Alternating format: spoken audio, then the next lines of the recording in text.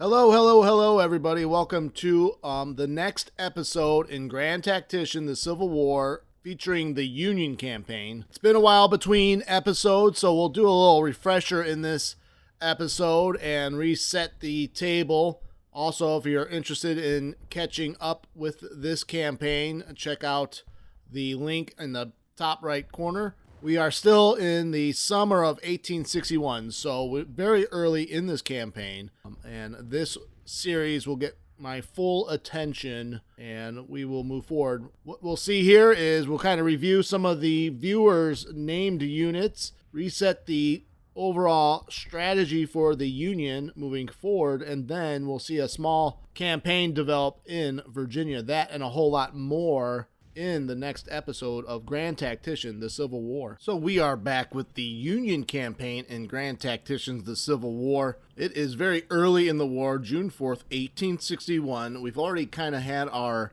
Manassas battle here at the Battle of Culpeper Courthouse. The campaign was started a little while ago, and the last episode has been back in January. So take a look at the few other episodes that are out in this campaign. It is not too late to join up in this campaign, as it is still very early in the war and things just getting started. I'll post links up in the corner, also at the end of the video, and links in the description to get caught up on the Union campaign. To review what is going on, we have an Army of the East under Joseph Hooker. The main Army generals have been chosen by the viewers way back a few months ago. So Joseph Hooker was chosen as the Eastern Theater commander. James Shields has been somewhat chosen to be the Army of the Shenandoah leader. We've given our boy George McClellan the command of the Army of Ohio, which will probably be renamed the Army of Kentucky, as he is now in Lexington unopposed. And Major General David Hunter has been called out west to secure Missouri. Those are the three main Army theaters right now. So we pick up the campaign after the aftermath of Culpeper Courthouse battle. Like I said, the kind of our first Manassas, 2,000 casualties to our 1,500 casualties. So actually a close fought battle. We do have a wounded officer to replace. Looking at the tooltip under the morale of the Army, we can see the Maryland State Militia is unhappy with Colonel Bernard because he is defamed, so we're going to need to replace him. We'll make this work to our advantage because we'll remove him, but we'll probably create a engineer unit using him since he has the engineer trait. While reviewing the game situation, we've decided to build all railroads available, creating some more engineer units. The Ohio engineers, they will trail behind McClellan's army. Let's move them to Covington for now, and there'll be little depots and forts where we need them. And the new detached to independent unit function is really nice to have. So we've created a few engineering divisions, just small units that we can move around quickly and build forts, depots, telegraph lines where needed. We will start fortifying around Lexington, Kentucky. Now that McClellan is there, we'll build depot and probably a fort along the Kentucky River, and that way he can use that as a springboard for a base of operations. So to review our current policies, we have researched through Militia Act 2.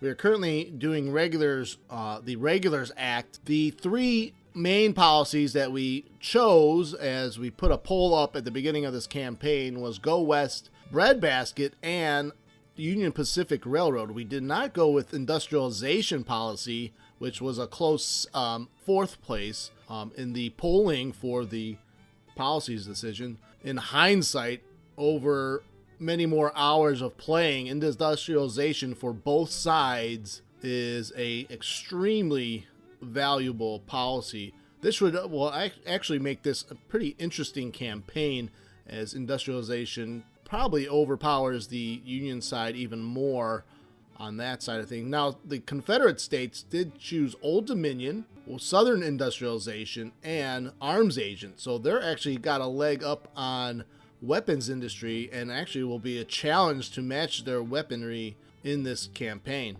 We will be naming units So if you are interested in naming a brigade, please leave a comment in the comment section of this video, and we will try to get you a name for a brigade. Now, all Patreons get a division and first naming rights as part of their benefit to being a Patreon. So I do appreciate that support. But if you want a brigade, just leave a comment and I'll name a brigade after you. With the Union, I'm not going to have as much variation in uniform colors, but we can vary the blue and maybe some red trousers or jackets. You can leave that comment as well. Stay away from the gray. We can play around with white and green and tannish colors, but that starts to blend in with the Confederate forces a little bit more.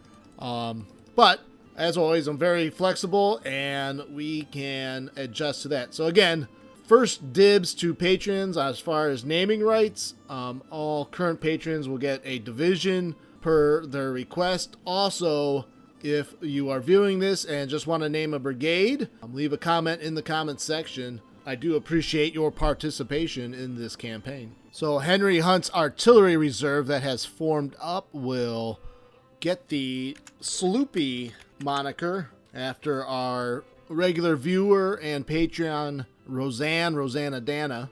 So we added the Pennsylvania reserves. This is for Mikhailia Gacesa, one of our patrons who wanted the Pemberton Nut Butters, but seeing Pemberton is a Confederate, but from Pennsylvania, there is the idea for that one. George Thomas heads the Elm Ox division after our patron Elm Ox. So we're also going to create the German division and put all our German brigades in that division. Franz Siegel to command the division. So we have the Styrian Panthers under Peter Osterhaus and the Mainz Brigade under Karl Schurz. We have Burke's Bushwhackers, also the Bald Knobbers, Coffey's Cavaliers. We are going to recruit the Muskegee Guard, which will be an artillery regiment. Actually, we'll make them a horse artillery battery.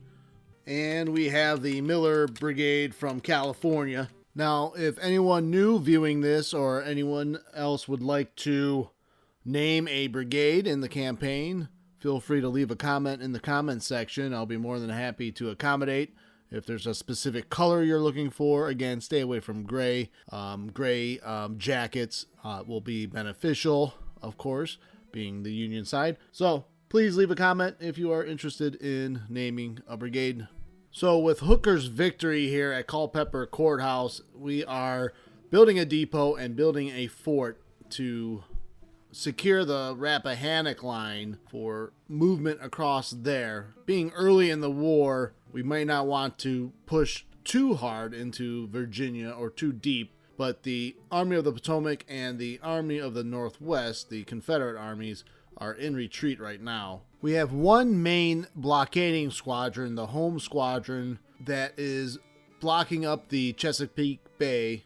We do have several warships being built right now, but they are not yet 100%. Maybe a couple of these USS Richmond and the USS Perry are ready, and we can start adding them to a new blockading fleet to march down the eastern seaboard. And as we recruit these reserve units, like here in Maryland under Winfield Scott, we'll start pulling those units off and maybe create an amphibious landing force and maybe grab some of these ports on the eastern coast. We'll do that towards the fall as we wait for those units to recruit and train up. We do want to create a little bit more of a river fleet on the Ohio and Mississippi River valleys. We are going to build 2 tin-clad gunboats. We're going to play around with the auto-generate fleet option here and see what it comes up with for us. So they decided to build 5 gunboats when we use the increased number of warships. If we added in 1 number of ironclad,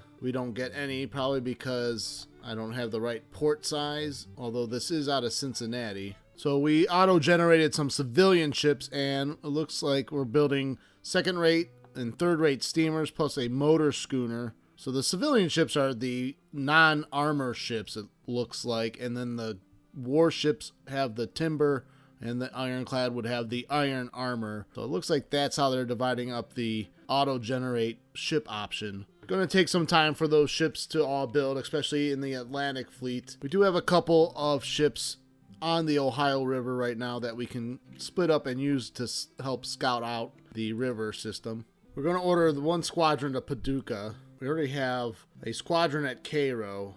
Actually, so Paducah, we'll keep one there.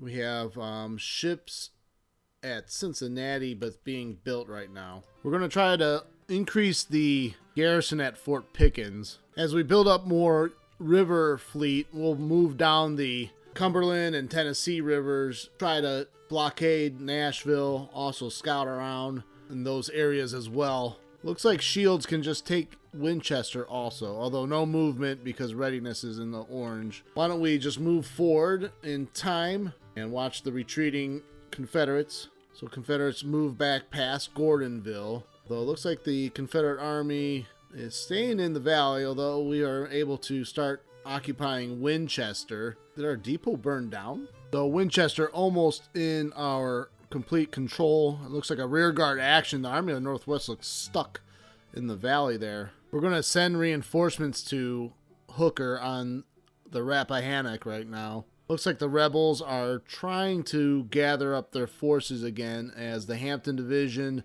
is across the Rappahannock at Fredericksburg. Another 4,400 in between Richmond and Fredericksburg. Another Army of the Potomac, but only about 1,800 men. So the Regulars Act is passed. So that gives us another almost 9,000 of well-trained regulars at Washington, D.C. right now. We're going to go with Diplomacy 1 to import some European weapons. Our weapons industry is currently only 0.4 right now, so that Diplomacy 1 should boost it a little bit to keep pace with the Confederates. Let's order the Ohio Engineers to Lexington. That way that would actually free up McClellan at Lexington to possibly move further deeper into Kentucky, and they could start fortifying a line along Bowling Green, possibly a line along the Cumberland, and then maybe after they have recruited more and gained strength, we can push to Nashville. So thinking about the plan in Missouri, I think what we're going to end up doing is moving Hunter to Fredericktown, build a fortification there, and that way that will guard his left flank, and then he'll push forward into Rolla, Lebanon, and will secure the southwestern part of Missouri for the Union. Why don't we move Hunter to Fredericktown? Right now we have the engineers going to St. Louis. They'll build up maybe some fortifications there, protect St. Louis. If this Confederate army moves towards St. Louis, Hunter will just move back north and block it. Ohio engineers are now at Lexington. With Patrick's high admin rating, we put him in charge of the reserve army. Right now it's called the Army of the Cumberland, but this is in Ohio and they're a recruiting army. That high administration rating should help with the training of the units here. So it looked like that depot at Harper's Ferry was actually still under the control of the Confederates, and they must have burned it down because now we are having some supply issues ourselves. So we are building a new depot at Winchester.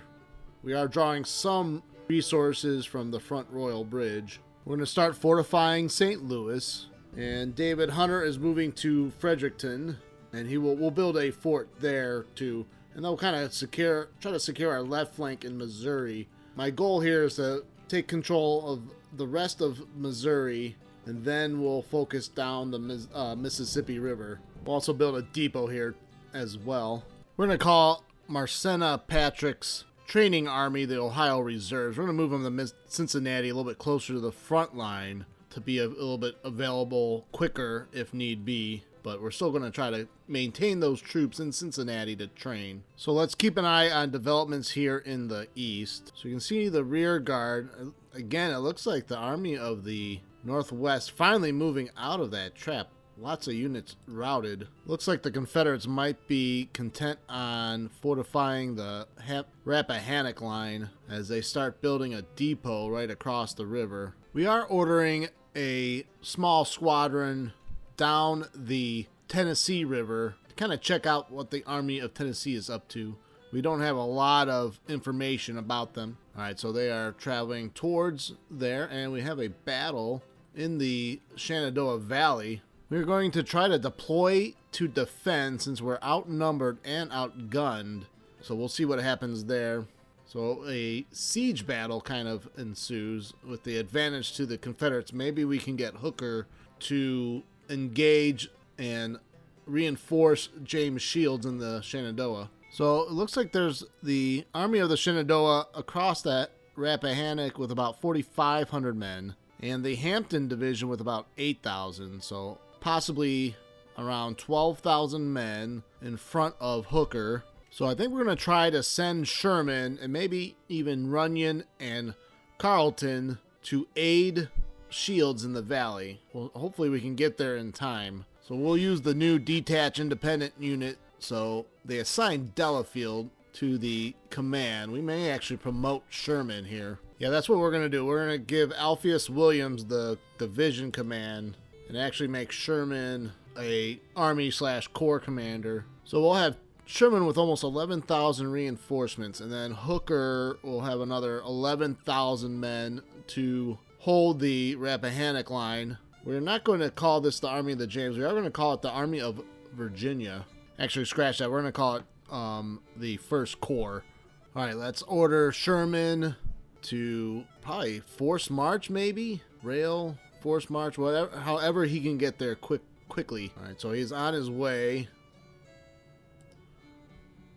So the Porterfield's winning the battle. We just need Shields to fend off, and it looks like they're evenly matched casualty-wise, although Shields is actually outnumbered and outgunned. Probably could have gave Sherman the Ultima ratio, only 13 guns with him right now. Probably recruit a few more artillery divisions, I'm thinking. All right, so Sherman on his way. But nightfall of the 27th, and now he's on the way to engage, and he is engaged. It's 6 in the evening. So now with Sherman's reinforcements, the numbers are a little bit more even. Actually, probably overall advantage to the Union side, except in artillery, where Porterfield has mustered 73 guns. Ooh, Shields was starting to lose some men, and some broken units too already. All right, but we are going to fight this one on the map. Our scouts report the enemy is near Virginia, and our army is to prepare for battle. We are facing the Army of Northwest under command of George A. Porterfield with a strength of some 19,000 men and 91 guns. The enemy army is green, and the morale is reported to be confident. Reports indicate their supply situation is outstanding. Our supply state of our army is outstanding as well. We are actually on the defensive, and in the top part of the map, we have the victory objective of Martinsburg Pike along a creek here. So we might be able to set up a nice defensive position, except the victory objective is right in front of that defendable position. Condition of the two armies: the Union side 79 and the Confederate side 90. Confederacy now reporting 115 guns in this battle, so even more than we thought, if that number is accurate. You can see the discrepancy in fighting spirit: 100 for the Confederacy because they are defending in their own territory, although we are fighting a defensive battle. Our fighting spirit is 71. We have we have an edge in training, even though both those training numbers are pretty low. Intelligence gathering is about the same, but low as well, so I wonder how accurate their strength report actually is. They're reporting 24,000 men. That's a lot higher than I thought as well. Actually, Sherman is not yet arrived, but 3 hours away, expected to arrive from Millwood. Now, Millwood is in the southeast corner of the map, so he would have a ways to march to the battle. So Shields is going to have to hold his ground. Now, looking at some of our units under Shields, some of them are starting broken or unstable. But if you look at the tooltip, overall change per hour will be plus 34% under the conditions currently nearby. As long as we keep the commanders nearby, basic rally valley plus 11%. So hopefully the Confederates won't be on top of us, and we'll buy some time to increase their morale. So here's our initial deployment. we've got Keem's division. Let's move him back a little bit. Right here, he has the 3 nervous units. Franklin's in good order, but they're reduced in size. I think a lot because of the siege battle or the defensive battle that was going on before. Then you have Meade's Pennsylvania reserves. McCall and Barnes are able to dig in a little bit. They've got skirmishers out front. I imagine that we expect the Confederates to come up the Winchester and Potomac. So we've got artillery behind. We've kind of consolidated our lines. We're keeping the cavalry close to our units. They'll give a morale boost to nearby infantry. So friendly cavalry is close. So we'll conclude this episode here, and we will pick up the next episode for the Battle of Winchester, June 25th, 1861. Reinforcements are on the way under General Sherman. So will they get there in time? We'll find out on the next one. We'll see you then.